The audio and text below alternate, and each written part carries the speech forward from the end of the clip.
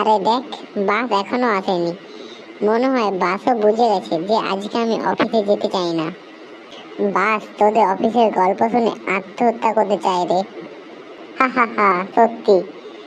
গতকাল তো বস আমাকে জিজ্ঞেস করলো, তুমি অফিসে এসে কি করো?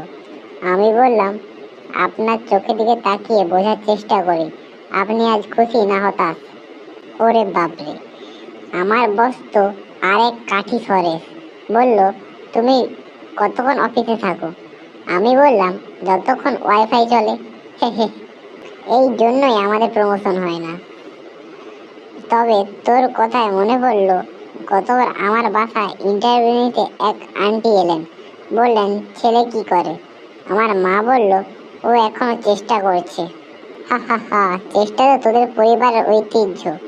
তোকে দেখে তো বাসও চেষ্টা করে আসবো না থাকবো। দোস্ত, এই বাসটা যদি আর না আসে, আমি শপথ করে বলছি আজকে টোটোওয়ালার কাছে চাকরির খোঁজ নেব। শোন, আমাদের মধ্যে যদি একজন টোটো চালায় আর একজন যাত্রী হয়, তাহলে অন্তত রোজ দেখা হবে। হে হে হে।